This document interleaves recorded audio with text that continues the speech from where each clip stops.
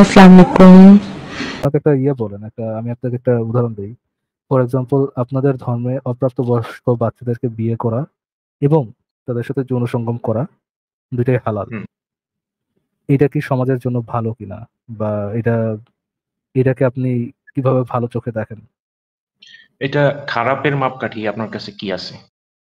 আচ্ছা, না না, সমাজের কথা আমি আপনাকে জিজ্ঞেস করতেছি এটাকে আপনি ভালো কিভাবে জাস্টিফাই করেন? সমাজ সমাজ তো আমি বাদ দিলাম, যেহেতু আমি যেখানে আমার কিতাবের কথাও বাদ দিলাম, সমাজের কথা বাদ দিলাম। আপনার ইয়ে থেকে, বিবেক থেকে বা না আপনার না, চিন্তা এটা আমি আমি খারাপ আপ- কেন? না না না, এটা তো আমার উপর ডিপেন্ড। ধরেন আপনি তো এটাকে ইন্ডিপেন্ডেন্টলি, আমি এটাকে ভালো ভুল মনে করি বা খারাপ মনে করি, আমার উপর ডিপেন্ড করে না। আপনি ইন্ডিপেন্ডেন্টলি এই কাজটাকে একটা সঠিক কাজ বলে মনে করেন, রাইট? এটা আপনি যেটা সঠিক ব্যাখ্যা দিতে পারেন না হয়তো। আপনার কাছ থেকে এটা নাও ভালো লাগতে পারে। আমি যে আপনারা কি জিজ্ঞেস করলাম ঘটনাটা আর আপনি বলতেছেন কি? আমি বলতেছি শুনুন, অপ্রাপ্তবয়স্ক আপনারা বাচ্চাদেরকে বিয়ে। আমার কথাটা একটু মনোযোগ দিয়ে শুনে, আমি যেটা প্রশ্ন করতেছি সেইটা জি, সপক্ষে যদি উত্তর দেন, তাহলে ভাই আমাদের আলোচনার কোনো একটা ফ্রুটফুলনেস থাকবে। আর যদি এরকম র্যান্ডম কথাবার্তা বলেন, তাহলে আলোচনার কোনো ফ্রুটফুলনেস থাকবে না। আমিও আপনার কাছে কিছু জানতে পারবো না, আপনিও আমার কাছে কিছু জানতে পারবেন না। আমার কথাটা বুঝে দয়া করে সেটার উপর বেস করে রেসপন্স করেন। আপনার ধর্মে যে হ্যাঁ, অপ্রাপ্তবয়স্ক বাচ্চাকে বিয়ে করা এবং তাদের সাথে যৌন সঙ্গম করা হালাল, এটাকে আপনি কেন বা কিসের ভিত্তিতে আপনি এটাকে নৈতিক বলে মনে করেন? হ্যাঁ, সেটাই আমি বলতেছি যে এটা আমি নৈতিক মনে করতেছি না, এই কারণে, কারণ আপনি এই ঘটনার সম্পর্কে অপব্যাখ্যা দিচ্ছেন। এই ঘটনাটা যেরকম ঘটছে আপনি সেটা হয়তো জানেন না, বা জানলেও সেইভাবে বলতেছেন না। এই জন্য এটাকে আপনার কাছে এরকম মনে হইতেছে। বুঝাইতে পারছি ভাই? আচ্ছা, উনি তো ঘটনা বলেনি। বলা হচ্ছে যে এটা ভালো, এটা কাজ, এটা অ্যালাউড বলা আছে। শিশু বিবাহ, এটা অপ্রাপ্ত শিশু বিবাহ এবং বিবাহ না আচ্ছা, কনজিউম কোটা করা ভাই, অ্যালাউড। কোটা ভাই, একটা এটা কি একটা ভালো? সেকেন্ড, একটা সেকেন্ড, একটু হোল্ড করেন। আচ্ছা, আকরাম এখন ভাই, আমি যে জি, প্রশ্নটা করছি, দয়া করে কি আমার প্রশ্নটা একটু রিপিট করতে পারবেন প্লিজ? হ্যাঁ, আপনি বলছেন যে আপনাদের ধর্মে শিশু বিবাহ বা অপ্রাপ্ত বিবাহ এটা মানে নৈতিক কিনা, এটা আমরা মানি কিনা, এটাই তো? আচ্ছা, আবার প্রথম থেকে শুরু করি। আপনার ধর্মে যে অপ্রাপ্তবয়স্ক বাচ্চা বিয়ে করা এবং তাদের সাথে যৌন সঙ্গম করা হালাল, এই জিনিসটার সাথে কি আপনি একমত? এটা হালাল, আমি তো আগেই বললাম যে এটা আপনি এটা যেইভাবে ইয়েস, ব্যাখ্যা এটা করতেছেন। উত্তর, এটা ইয়েস আর নো উত্তর। এটা ইয়েস হইতে পারে, নো হইতে পারে। এটার সাথে কি আপনি একমত? আপনার প্রশ্ন যদি ভুল থাকে তখন আমি উত্তরটা কি দিব? প্রশ্নের মধ্যে ভুল থাকলে বলবেন যে না, আমার ধর্মে অপ্রাপ্তবয়স্ক বাচ্চাদের সাথে বিয়ে করা এবং যৌন সঙ্গম করা অ্যালাউড না। হ্যাঁ, এটাই তাহলে আমার অ্যান্সারও এটাই। আচ্ছা, আপনি আমি কি তাহলে আপনাকে রেফারেন্স দেখাবো যে আপনার ধর্মে অপ্রাপ্তবয়স্ক বাচ্চাদের সাথে বিয়ে করা এবং যৌন সঙ্গম করা অ্যালাউড? দেখেন, আমি আপনাকে যেটা বলি এখন রেফারেন্স দিব কিনা ভাই? প্রাপ্তবয়স্ক। আগডুম ভাই, দেখেন বহু রাত হয়েছে ভাই, আগডুম বাগডুম শুনে সময় নষ্ট করবো না ভাই, প্লিজ। আপনি কি এটা রেফারেন্সটা চাচ্ছেন যে আপনার ধর্মে অপ্রাপ্তবয়স্ক বাচ্চা বিয়ে করা এবং যৌন সঙ্গম করা অ্যালাউড? আপনাকে আমি একটা কোশ্চেন করি, এটার অ্যান্সার তো আপনি না, দিয়েছেন আপনি অলরেডি। চাচ্ছেন কিনা ভাইয়া, আপনি চাচ্ছেন কিনা? হ্যাঁ, আপনি রেফারেন্স দেন আমাকে। ওকে, ঠিক আছে, থ্যাংক ইউ, আমি আপনাকে রেফারেন্সটা দিচ্ছি। আচ্ছা, before I say anything about it, in an hypothetical sense, যদি এটা অ্যালাউ করা হয়, হাইপোথেটিক্যালি, যদি অপ্রাপ্তবয়স্ক বাচ্চাকে বিয়ে করা এবং যৌন সঙ্গম করা অ্যালাউ করে দেওয়া হয় ইসলামে, তাহলে কি এটা একটা নৈতিক কাজ থাকবে নাকি এটা একটা অনৈতিক কাজ হবে? সেটা বিচার করার দায়িত্ব কি আমরা নিতে পারি শুধু মানুষরা, বা আমরা এটা নির্দিষ্ট ভাই মানুষ, জনগোষ্ঠী? আপনি, আপনার কাছে আপনার পয়েন্ট অফ ভিউটাই জানতে চাচ্ছি যে আপনার কাছে কি তখনও সেটা নৈতিক থাকবে নাকি এটাকে আপনি অনৈতিক হিসাবে ধরে নেবেন? সেখানে যদি কারো কোনো ক্ষতি না হয় তাহলে সেটা অনৈতিক হওয়ার প্রশ্নই আসে না। আচ্ছা, ঠিক আছে, তাও আপনার কি তাহলে মানদণ্ড, যে ভালো মন্দের নির্ধারণের মানদণ্ড, এটা কি আল্লাহর বিধান না মানুষের ক্ষতি? এটাতে দুইটা বিষয় থাকবে, দুইটাই মানুষের দুইটাই থাকতে হবে, ওকে। ভালো। ঠিক আছে, ধরেন কোনো কিছু আল্লাহ অ্যালাউ করছে কিন্তু এটাতে মানুষের ক্ষতি দেখা যাচ্ছে, ক্ষতি বোঝা যাচ্ছে, তাহলে তো এটা অনৈতিক হবে, যত এটা আল্লাহ বলুক, তাই না? হ্যাঁ, অবশ্যই অনৈতিক। Okay, আল্লাহ বললেও, আবার আমি আপনার কাছে আরেকবার ক্লারিফিকেশন নেই, যদি আল্লাহ অপ্রাপ্ত বয়স্ক বাচ্চার সাথে বিয়ে করা এবং যৌন সঙ্গম করা হালাল করে দিয়ে থাকে, এই কথাটা আল্লাহ যতই হালাল করুক না কেন, এটা যদি বাচ্চাদের জন্য খারাপ হয়, অপ্রাপ্তবয়স্ক বাচ্চাদের জন্য খারাপ হয়, এটা একটা অনৈতিক কাজ হবে। অ্যাগ্রিড, আকরাম ভাইয়া? হুম, জি, আমি একমত। আচ্ছা, ঠিক আছে, তাহলে আমরা একটু দেখি যে ওনার ধর্মে অপ্রাপ্তবয়স্ক বাচ্চাদের সাথে যৌন সঙ্গম অ্যালাউড কি না। আমি আপনাকে একটা ভিডিও দেখাচ্ছি ভাই, একটু মনোযোগ দিয়ে দেখেন প্লিজ। এই মুহূর্তে আমরা দেখতে পাচ্ছি তাফসীর ইবনে কাসির সূরা তালাকের তাফসীর আমরা দেখতে পাচ্ছি। এটা হচ্ছে তাফসীর ইবনে কাসির ইসলামিক ফাউন্ডেশনের বাংলা অনুবাদ। এটার 11 নম্বর খণ্ড 163 নম্বর পৃষ্ঠা আমরা দেখতে পাচ্ছি যে সূরা তালাকের 4 নম্বর আয়াতের তাফসীর। তো এখানে যে তথ্যটা আছে যে দেখো, এখানে বলা হচ্ছে যে আয়াতের যে শানি নুজুলটা, সেই শানি নুজুলটা এখানে কিন্তু উল্লেখ আছে। সেটা হচ্ছে যে দেখো, ইবনে জারির রাহিমাহুল্লাহ, আবু কুরাইব ইবনে সাঈদ রাহিমাহুল্লাহ, আমরা ইবনে সাঈদ রাহিমাহুল্লাহ বর্ণনা করেন যে উবাই ইবনে কাব রাদিয়াল্লাহু তাআলা আনহু একদিন বলেন যে আল্লাহ রাসূল অনেক মহিলাদের ইদ্দত সম্পর্কিত কোরআনে কিছু উল্লেখ করা হয়নি, যেমন অপ্রাপ্ত বয়স্কা মেয়ে। দেখুন এখানে অপ্রাপ্ত বয়স্কা মেয়ের কথাটা উল্লেখ আছে, ও গর্ভবতী নারী। তখন আল্লাহ তাআলা এই আয়াতটি নাজিল করেছেন। এই আয়াত নাজিল করেছেন এবং এই হাদিস দ্বারা ইবনে জারির রাহিমাহুল্লাহ দলিল পেশ করেন। মানে এই যে হাদিসটা যে উবাই ইবনে কাব রাদিয়াল্লাহু আনহু যখন এই প্রশ্নটা করেছেন, তখন এর জবাবে আল্লাহ তাআলা এই আয়াতটা নাজিল করেছেন। এই হাদিস দিয়ে মানে কোরআনের অন্যতম প্রাচীন তাফসীরকারও ইমাম ইবনে জারির তাবরি রাহিমাহুল্লাহ দলিল পেশ করেছে। মানে আলেমরা এই হাদিসটা থেকে দলিল নিয়েছেন। কাজী যেহেতু এখানে অপ্রাপ্ত বয়স্কা মেয়েদের অর্থাৎ নাবালিগা মেয়েদের ইদ্দতের ব্যাপারে বিধান নাজিল হয়েছে, কাজী যেহেতু ইদ্দতের সাথে তো সহবাসের একটা সম্পর্ক আছে, কাজী আমি এখান থেকে বলেছি যে হ্যাঁ সাধারণভাবে সহবাস তো বৈধ। কিসের ভিত্তিতে আমি বলেছি? আমি কি এটা আসলে আলেমদের মতামত না জেনে আমি নিজে নিজে ব্যাখ্যা করেছি? আমি প্রথমেই দেখালাম যে তাফসীরটায় দেখতে পাচ্ছি একটা হাদিস যেখানে ইমাম ইবনে জারির রাহিমাহুল্লাহর মতো প্রাচীন মুফাসসির দলিল নিয়েছেন, যেখান থেকে অপ্রাপ্ত বয়স্কা মেয়ে অর্থাৎ নাবালিগা মেয়েদের ইদ্দতের ব্যাপারে দলিল নেওয়া হয়েছে। আরো দেখুন, এই মুহূর্তে আমরা স্ক্রিনে দেখতে পাচ্ছি সৌদি যে ফতোয়া বোর্ড, সেই ফতোয়া বোর্ডের ওয়েবসাইট আর কি, মানে the permanent committee for the scholarly research and Ifta. দেখুন এখানে বলা আছে member Bakr Abu Zayd, Salih al Fawzan, Abdul Aziz al Shaikh, Abdul Aziz bin Abdullah bin Baz রাহিমাহুল্লাহ। তারা এই বর্তমান সময়ের সর্বশ্রেষ্ঠ ফকিহদের কয়েকজনের নাম। এটা হচ্ছে যে সৌদি ফতোয়া বোর্ডের মানে ফতোয়াগুলো এই ওয়েবসাইটটাতে দেওয়া হয়। এই ওয়েবসাইটটাতে দেখো, তো এইখানে একদম সরাসরি বিষয় প্রশ্ন করা হয়েছে। দেখুন প্রশ্নটা করেছে, is it true that the prophet's marriage to Aisha while still young was one of। দেখুন যে বলা হচ্ছে যে এটা কি সত্যি যে রাসূল সাল্লাল্লাহু আলাইহি ওয়াসাল্লামের সাথে আয়েশা রাদিয়াল্লাহু আনহা বিবাহের ব্যাপারটা থেকে পুরো উম্মাহ কি দলিল নিতে পারবে? প্রশ্নটা করা হয়েছে। এরপর বলা হচ্ছে যে is it permissible to consummate marriage with immature girl, মানে হচ্ছে মানে নাবালিগা মেয়ের সাথে বিবাহ কনজিউমেট করা বা বাসর করা, এটা কি আসলে বৈধ? তারপর বলেছে if not then should she observe 3 months এর ইদ্দা। মানে এক্স্যাক্টলি যে বিষয়টা আমরা আলোচনা করছি যে আসলে এই যে সূরা তালাকের 4 নম্বর আয়াত থেকে কি আসলে অপ্রাপ্ত বয়স্কা বা নাবালিগার সহবাস বা সাথে সহবাস জায়েজ হওয়ার দলিল পাওয়া যায় কিনা, এটাই এখানে প্রশ্ন করা হয়েছে। তো ফতোয়া বোর্ড থেকে উত্তরটা দেওয়া হচ্ছে কি, দেখুন যে দি প্রফেট সাল্লাল্লাহু আলাইহি সাল্লাম, দেখুন তারপরে আমি হারিয়ে ফেলাম, সরি কোথায় Aisha radhiyallahu anha when she was 6 years old, he consummated the marriage in Al-Madinah when she was 9 years old. তারপর দেখুন actually this is not a particularity just for him, thus it is permissible to contract the marriage of an immature girl and consummate it। মানে বলা হচ্ছে যে রাসূল সাল্লাল্লাহু আলাইহি ওয়াসাল্লাম আয়েশা রাদিয়াল্লাহু আনহাকে বিবাহ করেছেন 6 বছর বয়সে এবং মদিনায় তিনি যখন বাসর করেছেন বা ম্যারেজটা কনজিউমেট করেছেন তখন তার বয়স ছিল 9 বছর। তারপর বলছে actually this is not particularity just for him, যে এটা শুধুমাত্র তার জন্য না, বরং বলা হচ্ছে that it is permissible to contract the marriage of an immature girl and consummate it। মানে সাধারণভাবেই এটা বৈধ, যে যদি নাবালিগাও হয় তাহলে বিবাহ কনজিউমেট করা বৈধ। আরো বলা হচ্ছে even before maturity if she is able to, বলা হচ্ছে যে এমনকি বয়ঃসন্ধিকালে পৌঁছার আগেও, তারপর বলা হচ্ছে if she is able to, যদি সে সক্ষম হয়। তারপর বলা হচ্ছে as for the iddah of an immature girl, Allah subhanahu wa ta'ala define the iddah of those who have passed the age of marriage also than those who are still immature to be 3 months। তারপরে দেখুন এখানে সূরা তালাকের 4 নম্বর আয়াতটা সেখানে coat করা হয়েছে। মানে এই আলেমরাও সূরা তালাকের 4 নম্বর আয়াতটাকে দলিল নিয়েছেন যে মানে নাবালিগার সাথে বিবাহ এবং সহবাস যে জায়েজ, এটার পক্ষে এই বড় বড় ফকিহ আলেমরা এই আয়াত থেকে দলিল নিয়েছে। আমি এটা তাফসীর ইবনে কাসির থেকে দেখেছি, ইমাম ইবনে জারির রাহিমাহুল্লাহ পূর্ব যুগের আলেমরা যেভাবে দলিল নিয়েছেন, এই বড় বড় আলেমরা সৌদি ফতোয়া বোর্ডের তারাও এভাবেই দলিল নিয়েছেন। আপনি কি রেফারেন্সটা দেখতে পেয়েছেন আকরাম ভাই? হ্যাঁ, আমি আপনার ভিডিওটা দেখলাম। তো আপনার কোশ্চেনটা কি এখন, সেটা বলেন। আপনি কি কনভিন্স যে আপনার ধর্মে অপ্রাপ্তবয়স্ক বাচ্চাদের সাথে বিয়ে এবং যৌন সঙ্গম করা হালাল? হ্যাঁ, আমি তার আগে বলতে চাই যে আপনি যে টপিকটা নিয়ে কথা বলতেছেন এটা যথেষ্ট কনফিডেন্সিয়াল। এখানে যে এইজটা মেনশন আকরাম ভাইয়া, আর ইউ কনভিন্স যে আপনার ধর্মে অপ্রাপ্তবয়স্ক বাচ্চাদের সাথে বিয়ে এবং যৌন সঙ্গম করা হালাল, এই বিষয়ে কি আপনি কনভিন্সড? এই বিষয়টা আপনি আমাকে ভুলভাবে ব্যাখ্যা করতেছেন, আমাকে সেটা বলতে দিতে হবে। আপনি 9 বছর এখানে প্রতীকী অর্থে ব্যবহার করা হয়েছে। এটা ইয়েস অর নো, বিভিন্ন জায়গায় বলা হয়েছে যে 9 বছরটা প্রতীকী অর্থে ব্যবহার করা হয়েছে। তো এখানে আপনি এটাকে একটা কাস্টমাইজ কোশ্চেন বানায় আমার উপর ছাইড়ে। আমি আপনার কাছে এক্সপ্লেনেশন চাই নাই আকরাম ভাইয়া, এক্সপ্লেনেশন চাই নাই আমি আপনাকে শুধুমাত্র জিজ্ঞেস করেছি আপনি কি কনভিন্স যে আপনাদের ধর্মে অপ্রাপ্তবয়স্ক বাচ্চা, মানে যাদের এখনো ঋতুচক্র শুরু হয়নি, এ ধরনের অপ্রাপ্তবয়স্ক বাচ্চাদের সাথে বিয়ে এবং যৌন সঙ্গম দুইটা যে হালাল, এই জিনিসটা কি আপনি কনভিন্সড? ভিডিওতে যে রেফারেন্স গুলো দেখানো হয়েছে সেই রেফারেন্স অনুযায়ী আপনি কি কনভিন্স যে আপনার ধর্মে অপ্রাপ্তবয়স্ক বাচ্চাদের সাথে বিয়ে এবং যৌন সঙ্গম করা হালাল? Yes or no? আমি এটাতে কনভিন্সড না।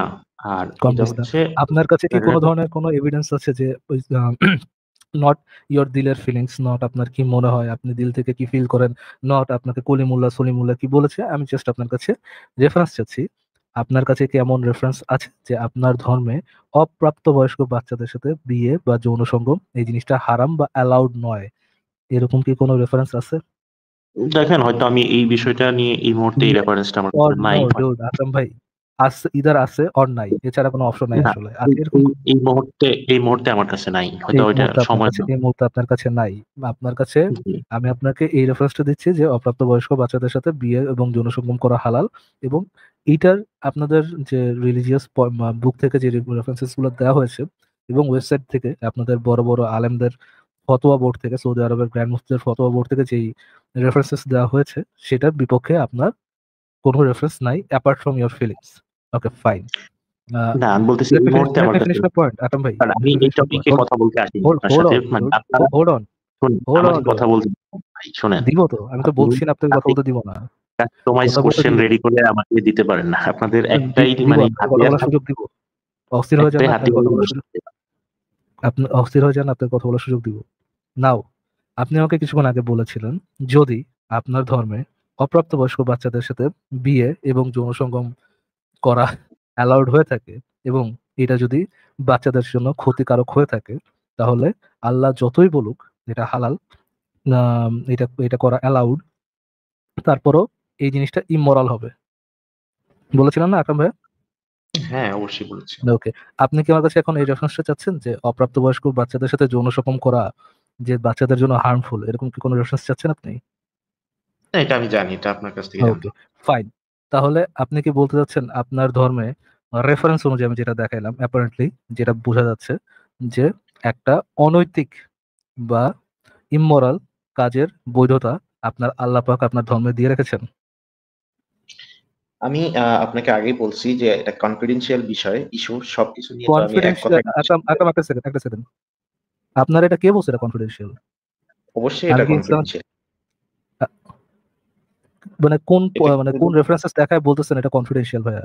শুধু কি মানে ইয়েস আর কোরআনের, নো বলে একটা কোরআনের জিনিসকে সূরা আমরা তালাকের 4 নাম্বার আয়াতটা কি ভাই চাবি দিয়ে আলাদা চাবি দিয়ে খুলতে হয়, নাকি আলাদা কিতাব মানে দোকানদারের কাছে কানে কানে যেয়ে বলতে হয় যে ভাই ওই যে যে কিতাবটাতে শিশুর সাথে বিয়ে এবং যৌন সঙ্গম দুইটা হালাল করা আছে, ওই সূরাটা একটু বের করে দাও তো, এরকম কি কোনো আলাদা করে বলতে হয় তাদের কাছে যে আলাদা কোনো আমি তো কনফিডেন্সিয়ালিটি আছে? আল্লাহ কি ওখানে কনফিডেন্সিয়ালিটির কোনো ছাপ দিয়ে গেছে?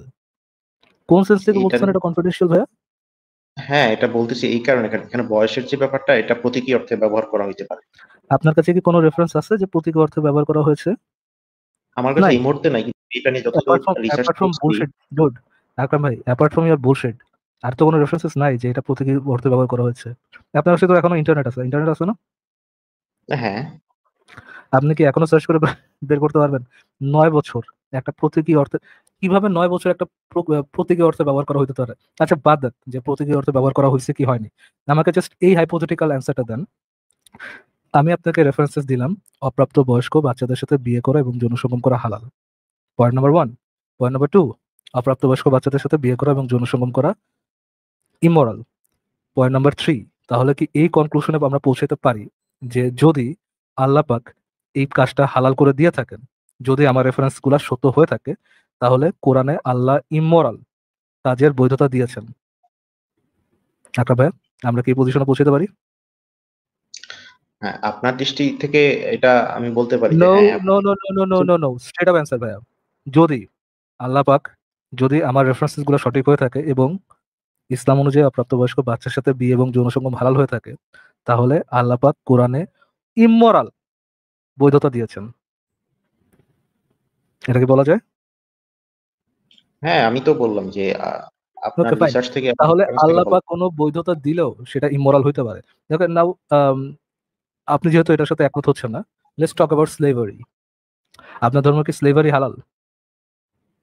এটা ছিল এক সময়, এখন নাই। স্লেভারি কি কেউ ইয়ে করেছে? স্লেভারি কি কেউ হারাম করে গিয়েছে? হ্যাঁ, স্লেভারি একটা নির্দিষ্ট আপনি কি কোনো সময় পরে। রেফারেন্স দেখাতে পারবেন যে স্লেভারি এই বাংলাদেশে হারাম করে দিয়ে গেছেন? কেন, আপনি কি বলতেছেন সেটা এখনো হালাল আছে? আমি কোনো দাবি করছি না, আমি আপনাকে জিজ্ঞেস করছি আপনি কি কোনো রেফারেন্স দেখাইতে পারবেন যে ইসলাম অনুযায়ী স্লেভারি হারাম করা হয়েছে?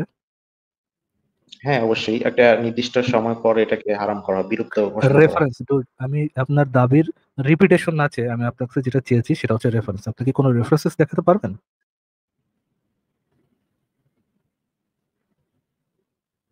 ইয়েস অর নো ডুড, আপনি দেখাতে ইদার পারবেন আর পারবেন না। আপনি কোনো রেফারেন্স দেখাতে পারবেন? হ্যাঁ, পারবো। জি প্লিজ। যেমন এটা বুখারী শরীফের একটা হাদিস আছে যে, যে ব্যক্তি একজন মুক্ত মানুষকে ধরে প্লিজ এনে শেয়ার বিক্রি করেন করে সেটা স্ক্রিনটা, স্ক্রিনটা একটু প্লিজ শেয়ার করেন। আমি আপনাকে বলতেছি, আপনি একটু শুনেন। না ভাই, না না ভাই, আপনার বলার রেফারেন্স যখন আমি চাবো তখন আপনার ইয়েটা হবে যে আপনি নিজে আমাকে হাদিসের ইদার লিঙ্কটা দিবেন আর স্ক্রিনটা শেয়ার করে দেখাবেন। আপনার রেফারেন্স খুঁজে বের করার বা শুনে ওটা বের করার দায়িত্বটা অ্যাকচুয়ালি আমার না ভাইয়া। আপনি যখন রেফারেন্স বলবেন তখন রেফারেন্সটা আপনারই দেখাতে হবে। যদি রেফারেন্স থাকে প্লিজ রেফারেন্সটা দেন। না, আমি হচ্ছে শেয়ার করতে পারতেছি না এখান থেকে বিষয়টা। তাহলে স্ক্রিন হাদিস শেয়ার করতে নাম্বারটা পারবো। বলুন ভাইয়া। আচ্ছা, চল।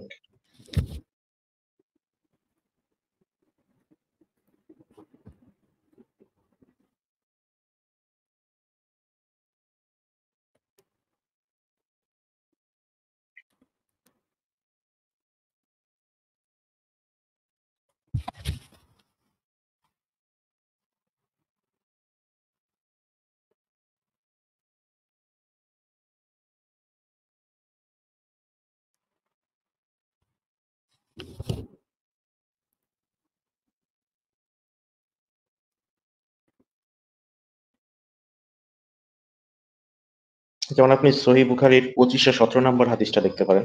সেখানে বলা হয়েছে যে, যে কোনো মুসলিম একজন মুমিন দাসকে মুক্ত করে, আল্লাহ কিয়ামতের দিন সেই দাসের প্রত্যেক অঙ্গের বিনিময়ে ওই ব্যক্তির অঙ্গকে আগুন থেকে মুক্ত করবেন।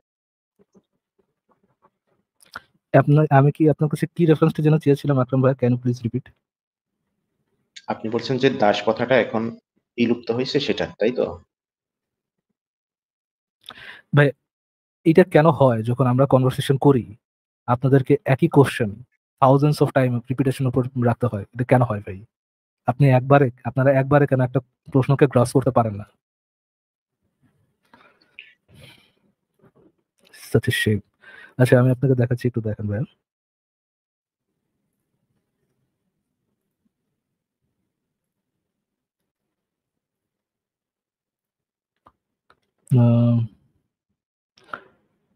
প্রশ্নটা কি পড়া যাচ্ছে ভাই?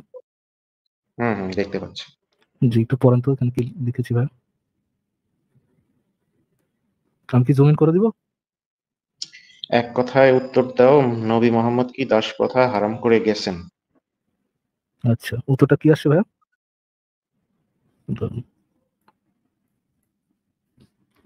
সরি সরি,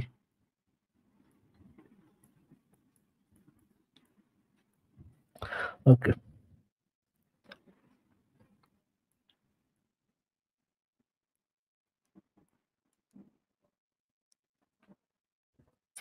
এটা কি হইতেছে আজীব কথা, আমার এটা কাজ করতেছে না কেন কার্সর?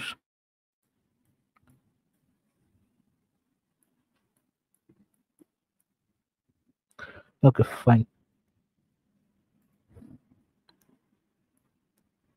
আচ্ছা এখন দেখতে পারার কথা।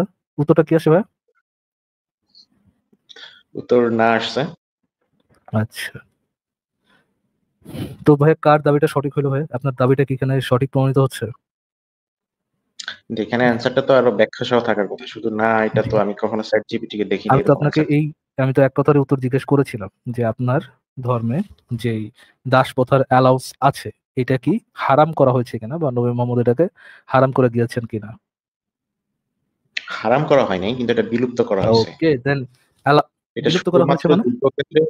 যুদ্ধক্ষেত্রে শুধুমাত্র এটা তখন বৈধতা ছিল। ও আচ্ছা বৈধতা ছিল, এখনো তো যুদ্ধক্ষেত্রে বৈধতা আছে। হারাম ও হালাল তো নবী মোহাম্মদ ছাড়া অন্য কেউ করতে পারে না, রাইট? মানে আল্লাহর অনুমতিতে নবী মোহাম্মদ ছাড়া আর কেউ তো হারাম হালাল করতে পারে না, রাইট? না, অবশ্যই আর কেউ করতে পারবে না। ওকে ঠিক আছে, যে নবী মোহাম্মদ যেহেতু এটাকে হারাম করে দিয়েছেন এটা এখনো হালাল।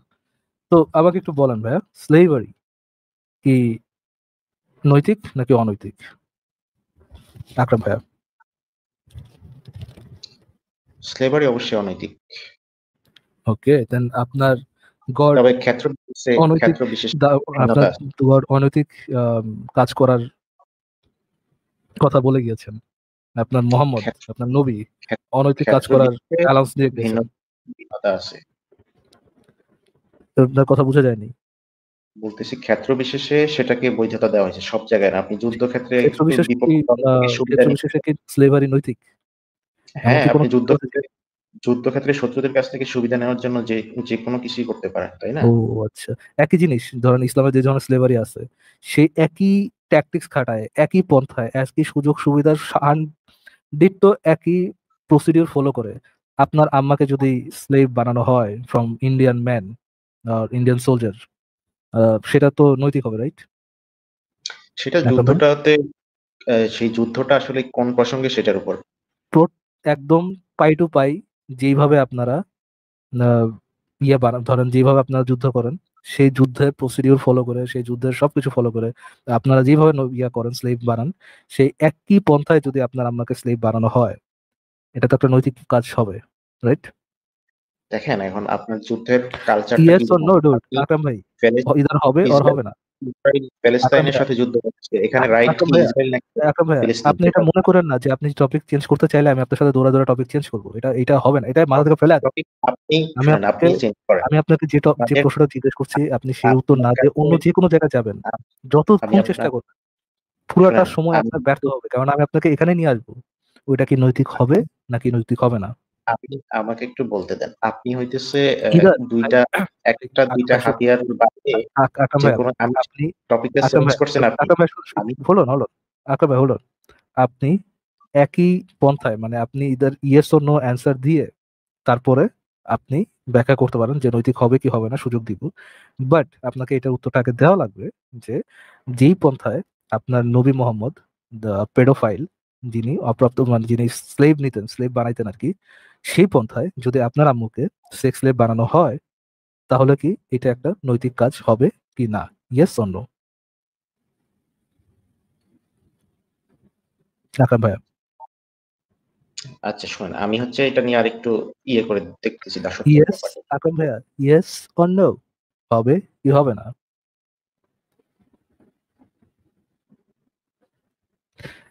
এই চেষ্টা করে আসলে লাভ নাই, আপনি অন্য কোথাও আসলে যেতে পারবেন না, আমি যেতে দেবো না আসলে আপনাকে। Yes or no? আচ্ছা, আপনি যে চ্যাট জিপিটির রেফারেন্সটা দেখাইলেন, আমি ইয়েস এখানে or same no question dude? করার পরে ভাই আমি অন্য সেম প্রশ্নে যাবো না তো, আকরাম ভাইয়া। করার পরে হ্যাঁ, আমি ওই ওর্থ ইট প্রসঙ্গেই আছি। ডুড, দাসের ওর্থ ইট। দাসত্বের ইয়েস অর নো দাসত্বের ডুড? আমি আপনার ইয়েস অর কোশ্চেনে নো যাব। ডুড? ডুড তার আগে আপনি ইয়েস যে অর নো? আমাকে আপনি ভুল ব্যাখ্যা ওটাতে দিলেন যাবো সেটা। এটা না আকরাম ভাইয়া, আপনি ডিলিউশনের মধ্যে আছেন, ওটাতে যাবো এটা না, ওটা দিয়ে শুরু করতে হবে আপনাকে, ওইখানে এসে পৌঁছাবেন এটা না, আপনার বিগিনিংটা এটা থেকে হবে। ইয়েস অর নো, একই পন্থায় আপনার মাকে যদি সেক্স স্লেভ বানানো হয়, এটা কি মোরাল কাজ হবে নাকি হবে না? শোনেন, আপনি তো টপিকটার ব্যাখ্যা ভুল দিছেন আমাকে, তাহলে ওই টপিকের উপর কেন কোশ্চেন করতেছেন? আচ্ছা, আমরা তাহলে আকরাম ভাইকে 2 মিনিট সুযোগ দিই। আমরা একটু দেখি যে যখন আমরা একটা প্যানে, একটা ফ্রাইং প্যানে যখন আমরা একটা মাকড়সাকে ফেলাই, তার রিয়াকশন কেমন হয়, আমরা আকরাম ভাই থেকে একটু দেখবো। আকরাম ভাই, আপনাকে 2 মিনিট সময় দিলাম, এক্সপ্লেন করেন যে আপনার মাকে যদি সেম ওয়েতে সেক্স স্লেভ বানানো হয়, এক্সকিউজ মি, তাহলে আপনি কি সেটা নৈতিক কাজ হবে টপিকের কিনা? ভুল ভুল ব্যাখ্যা দিয়ে গেলেন কেন, স্কিপ করে গেলেন কেন সেটা বলেন। ইসলামের দাসত্ব নিয়ে যে ব্যাখ্যাগুলো আছে আপনি সেটা না জেনে শুধু একটা অ্যান্সার দিলেন কি না চ্যাট জিপিটিতে। তারপরে আপনি আপনার কাস্টমাইজ কোশ্চেন প্যাটার্ন বানায় ফেলছেন। আপনাদের হাতিয়ার দুইটাই থাকে, একটা হচ্ছে 9 বছরের বিয়ে হয়েছে, আর একটা হচ্ছে কি এই দাসত্ব। এই সব জায়গায় এই হাতিয়ার ইউজ করেন নাকি? মানে কনফিডেন্সিয়াল যে ইস্যুগুলো আছে খুঁজে খুঁজে এগুলো বের করেন।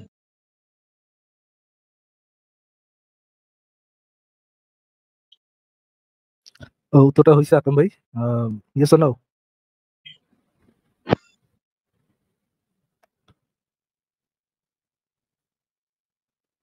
না, আমি তো সেটাই আকরাম বললাম ভাই, যে ইয়েস আপনি টপিক ইয়েস অর নো, আপনার টপিকের মাকে এইভাবে একই পন্থায় সেক্স স্লেভ বানানোটা কি নৈতিক হবে কিনা? Yes or no?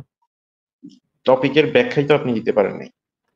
একই ব্যাখ্যা, যে ব্যাখ্যা হচ্ছে কোরআনে আছে, একই ব্যাখ্যায় একই প্রসিডিউরে হিন্দুরা আপনার মাকে সেক্স স্লেভ বানাইলো, আপনাকে আর আপনার বাপকে আপনার মায়ের সামনে কোরবানি করে আপনাকে সেক্স স্লেভ, আপনার মাকে সেক্স স্লেভ বানাইলো, নৈতিক হবে কিনা?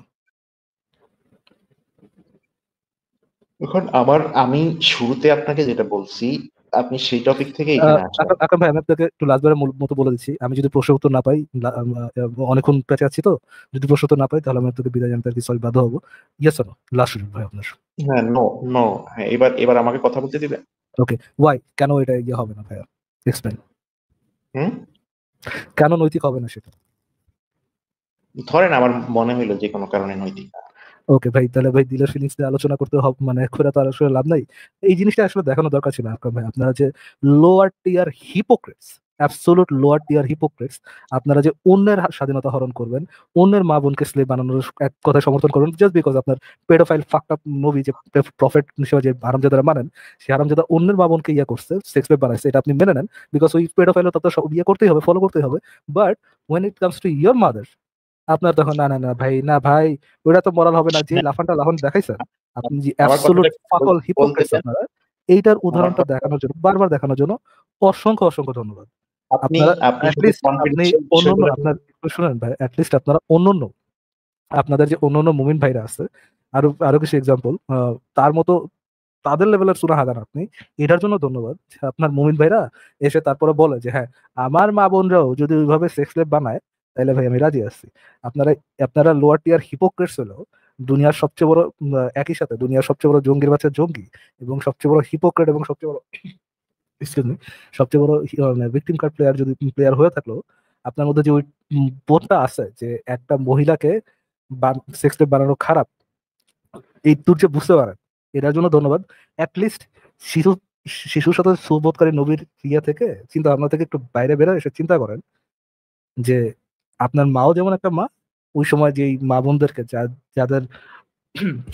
যাদেরকে সেক্স রেপ বানানো হয়েছিল, তারাও কারো না কারো মা বোন, তাদেরকে সেক্স রেপ বানানোটাও এরকম একটা ইরেশনাল বা অনৈতিক কাজ।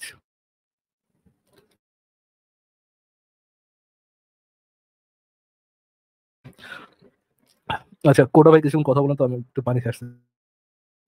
না ঠিক আছে, আমার একটাই কথা আকরাম ভাই, একটু অনেস্ট হলে কি হয়, এত কনফার্মেশন বা কগনিটিভ বায়াসে বসে থাকার কি দরকার? আলাপ করতে আসছেন, তখন বায়াসনেস ছেড়ে ইসলামকে বাঁচাতে হবে, এগুলো তো আপনি কোনো রেফারেন্স কিয়ামত পর্যন্ত রেফারেন্স দিতে পারবেন না। কারণ হ্যাঁ, পুরস্কার দেওয়া আছে, নবীও হয়তো বা দুই একজন দাসদাসীকে মুক্ত করে দিয়েছিলেন, ভালো কাজ, কিন্তু নিষিদ্ধ করা হয়নি কোরআন হাদিসের কোথাও। ঠিক যেমন হিন্দু ধর্মে সহমরণ, তারপরে বিধবা বিবাহ, এগুলো নিষিদ্ধ ধর্মে করে নাই, হ্যাঁ, মানুষ করেছে। সহমরণের মতো জঘন্য একটা জিনিস, যে কাস্ট প্রসেস, কোর্টে গেলে আপনি ধরা দিতে পারবেন কেউ যদি কাস্ট করে হিন্দু ধর্মে, কিন্তু হিন্দু ধর্মের কোনো বইয়ে, বেদে, গীতায় এগুলা নিষেধ করা নাই। সেম এরকম আপনি বলতেছেন, আরেকটা খুব হাস্যকর কথা বলছেন আকরাম ভাই, যে কনফিডেন্সিয়াল, তাতে পুরো কোরআনই কনফিডেন্সিয়াল। আপনি কিন্তু দুটোই এক্সাম্পল দিয়েছে, এরকম অনেক কিছু পাবেন আপনি। সিম্পলি সূরা নিসায় যে এই কি যেন, মানে বউ স্ত্রীকে যে কথা না শুনলে যে তাকে একটা একটা করে ঘর থেকে বিছানা আলাদা করে দেওয়া, বোঝানোর চেষ্টা, তারপরে আপনি মারতে পর্যন্ত পারবেন, আঘাত করতে পারবেন। এখানে কিন্তু প্রথম লাইনটা কথা, যে একটা পুরুষের হাজবেন্ডের যদি সন্দেহ হয় তার স্ত্রী তার কথা শুনবে না বা চলবে না, সে কিন্তু কথা শুনে নাই বা চলে নাই এখনো।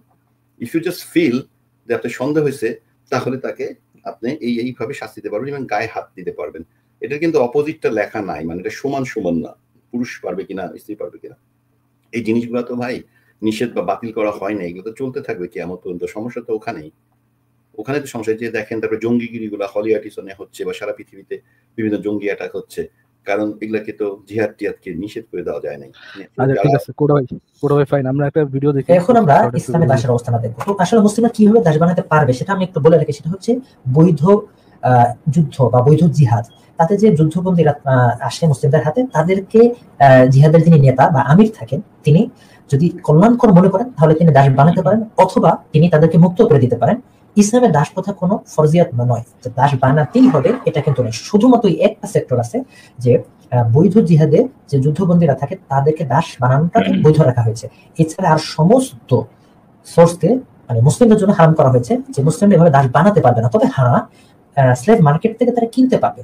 এবং আমরা যদি ইতিহাসের দিকে লক্ষ্য করি তাহলে আমরা জানতে পারবো যে আসলে মুসলিম যে দাসী ছিল তাদের বেশিরভাগই কিন্তু আসলে মার্কেট থেকে ক্রয় করা হতো, এবং অমুসলিমরা বিক্রি করতো, কেননা পৃথিবীর সমস্ত সভ্যতায় দাস প্রথা ছিল।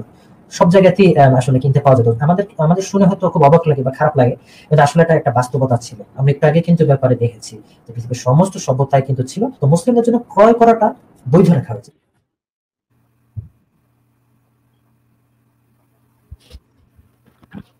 আচ্ছা আচ্ছা, তাহলে আমরা আকরাম ভাই থেকে শুনি। থ্যাংক ইউ কোড়া ভাই। বলেন আকরাম ভাই, আপনার যদি কিছু বলা থাকে প্লিজ।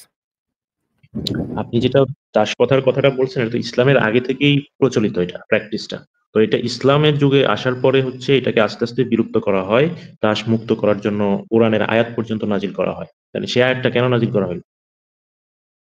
ভাই চাওয়াবাজি করেন না প্লিজ, চাওয়াবাজি গুলো আপনার কাছে রাখেন। হ্যাঁ, রেফারেন্স যখন নিয়ে আসতে পারেন তখন বলেন, বাকি চাওয়াবাজি নিজের কাছে রাখেন।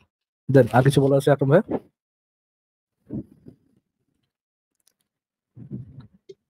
আকরাম ভাই আর কিছু? আপনাকে যে বললাম কোরআনের আয়াতটা নাজিল হয়েছে কেন, তাহলে সেটার অ্যান্সার দেন আমাকে। কোরআনে কোন আয়াত নাজিল হয়েছে কেন? এটা সূরা আল নূরের জি 24 থেকে 33 নম্বরের মধ্যে বলা হয়েছে, আর তোমরা দাসদের মুক্ত করে দাও। এই আয়াতটার ব্যাখ্যা আপনি আমাকে দেন। যাই না ভাই, এই আয়াতের ব্যাখ্যা কি? আপনার কাছে কি ব্যাখ্যা আছে তাহলে আয়াতের? এটা তো আপনি কথা মানে যেটা না, না, আছে না, না, আকরাম ভাই, আপনার কাছে কি ব্যাখ্যা আছে যে এই আয়াত দ্বারা আপনার শিশুর সাথে সহবতকারী নবী দাস প্রথাকে বিলুপ্ত করেছেন, এরকম কি কোনো ব্যাখ্যা আছে আপনার কাছে? কোরআনে সরাসরি আয়াতই নাজিল হয়েছে যে দাসদের মুক্ত করে দাও। তাইলে ইসলাম কিভাবে সমর্থন করলো আপনি যে আমি বললেন? আবার জিজ্ঞেস করছি আপনাকে আকরাম ভাইয়া, আপনার কাছে কি এরকম কোনো ব্যাখ্যা আছে? কোনো কোনো আলেমের কোনো আর্টিকেল, কোনো একটা বই, কেতাব, কোনো কিছু, কোনো একটা তাফসীর গ্রন্থ, যে ওই আয়াতগুলোতে এভাবে ব্যাখ্যা করা হয়েছে যে এই আয়াতের মাধ্যমে ইসলামে দাস প্রথা বিলুপ্ত করা হলো, এরকম কোনো রেফারেন্স আছে আপনার কাছে? আচ্ছা আকরাম ভাইয়া। হ্যাঁ, অনেক আচ্ছা, রেফারেন্স আছে। জি একটা প্লিজ, একটা দেখেন প্লিজ, প্লিজ আকরাম ভাই একটা দেখেন।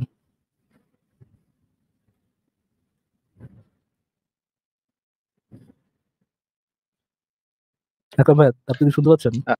আমি হচ্ছে স্ক্রিনটা শেয়ার করতে পারতেছি না, এই কারণে দেখাতে পারতেছি না। আপনি বলেন ভাই, আমি শেয়ার করতেছি, বলেন কি লিখে সার্চ করতে হবে বলেন, আমি লিখে সার্চ করছি। কোন আপনি তো কোন কিতাব থেকে সার্চ আপনি করছেন? আপনি চ্যাট জিপিটি কে যে কোশ্চেনটা করলেন সেটা কাস্টমাইজ মনে হলো। আপনি আপনি কোথা থেকে সার্চ করে উত্তরটা দিচ্ছেন আপনি বলেন, আমি আপনার কিতাব থেকে সার্চ করে বের করছি। বলেন ভাই। আপনি আপনি চ্যাট জিপিটি কে জাস্ট আস্ক করেন যে কোরআনে স্লেভারির ব্যাপারে বা দাসের ব্যাপারে কি বলা হয়েছে, এটা লিখে একটু সার্চ করে। আচ্ছা, আমার তো দাসের ব্যাপারে কি বলা হয়েছে আমার তো দাসের ব্যাপারে কি বলা হয়েছে এত ডিটেল শোনার ইচ্ছা আসলে নাই। বাট আমার যেটা জানা জিজ্ঞেস করা রেলেভেন্ট সেটা আমি জিজ্ঞেস করতে পারি এখানে, যে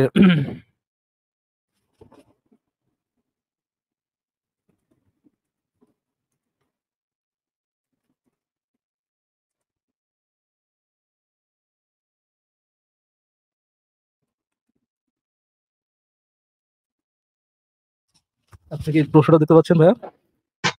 হ্যাঁ, দেখতে পাচ্ছি। কি লেখা আছে একটু একটু বলেন তো ভাইয়া, কি লিখেছি? লিখেছেন হচ্ছে কোরআনের কোন আয়াত দিয়ে দাস প্রথা বিলুপ্ত কোনো করা আয়াত দিয়ে কি, হয়ে। কোনো আয়াত দিয়ে কি হুম, দাসপ্রথা বিলুপ্ত করা হয়েছে, হ্যাঁ বা না তো উত্তর দাও। ঠিক আছে, আমরা তো নিশ্চয়ই হুম, হ্যাঁ উত্তর পাবো, রাইট? হ্যাঁ উত্তর পাবো না ভাইয়া? আচ্ছা হ্যাঁ দেখি আপনি আমরা হ্যাঁ দেখুন। উত্তর পাই কিনা। কি উত্তর আসছে ভাইয়া? কি উত্তর আসছে হ্যাঁ, ভাইয়া? আপনি আপনার কোশ্চেনই তো ওইভাবে, আপনি তো এক কথায় অ্যান্সার চাচ্ছেন ও এখানে। আচ্ছা, এনিহাউ থ্যাংক ইউ আকরাম ভাই, যুক্ত হওয়ার জন্য অসংখ্য অসংখ্য ধন্যবাদ। আই আই এম সরি আপনার প্রোপাগান্ডা গুলো চলো না আসলে। আই হোপ নেক্সট টাইম আবার কথা হবে এবং আপনি রেফারেন্সেস নিয়ে আসবেন। এক ঠিক আছে, মিনিট কি একটু সময় পাবো আপনাকে কথা বলার জন্য? আপনি যাওয়ার এটা আগে কোনো আপনি কল করবেন, শিওর টপিক শিওর, না, মানে আপনি আমি লাস্ট আপনি কল করবেন। সেটা হচ্ছে আপনাদের যে মূল হাতিয়ার বা আপনাদের আলোচনাগুলো আগে থেকেও দেখছি, এখন পর্যন্ত দেখতেছি, সেটা হচ্ছে আপনারা খুবই সেনসিটিভ কিছু ইস্যু সবসময় এগুলো নিয়ে খুব বাজে ভালোভাবেই আয়ত্ত করে রাখেন। আর হচ্ছে এগুলা নিয়ে মানুষ হচ্ছে কথা বলা শুরু করে। আর বেসিক যে জিনিসগুলোকে আপনারা সবসময় অ্যাভয়েড করেন, আর আপনাদের কাস্টমাইজ কিছু কোশ্চেন রেডি করা থাকে যেটা দ্বারা আপনারা খুব সংক্ষেপে হচ্ছে ইয়েস নো এই টাইপের একদম যেগুলো আসলে ইয়েস নো দিয়ে ব্যাখ্যা করা যায় না। অনেক বিস্তর বিষয়, অনেক ইন ডিটেইল ব্যাপার থাকে, এগুলোর মধ্যে অনেক ফ্যাক্ট থাকে, সময়ের সাথে অনেক কিছুর প্রেক্ষাপট পরিবর্তিত হয়। এই জিনিসগুলো না আপনারা হচ্ছে এটাকে মানে কি ওয়ান টুর বইয়ের কোনো অ্যান্সার না যে আপনারা যেভাবে চাচ্ছেন আর পাবলিককেও এইভাবে আইওয়াশ করতেছেন, আপনাদের ফলোয়ার্সদেরকে, ওরাও আপনাদের এগুলা খাইতেছে ভালোভাবে, বুঝছেন? তো এই প্র্যাকটিসটা থেকে বের হয়ে আসেন। মানে এগুলা এখন চলে না। ট্র্যাডিশনাল জিনিসগুলো থেকে একটু বের হয়ে আসেন। বেসিক সবগুলা বিষয় নিয়ে কথা বললে ভালো হয়। যে কিছু ক্রিটিক্যাল ঠিক আছে আকরাম ভাই, যুক্ত হওয়ার জন্য ধন্যবাদ এন্ড আপনার মতামতের জন্য ধন্যবাদ। আমি কিছু বলবো না আপনাকে, লাস্ট জাস্ট একটা ভিডিও দেখে मेरे बच्चे शांत हो जा, मेरे बच्चे शांत हो जा। लेकिन तकलीफ मत ले, मुझे तकलीफ होती। থ্যাংক ইউ ফর জয়নিং ভাই, কথা বলে ভালো লাগলো। গুড নাইট ভাই। ঠিক আছে, ওকে। আকরাম ভাই মোটামুটি ভালো ছিল কথা। আর কোনো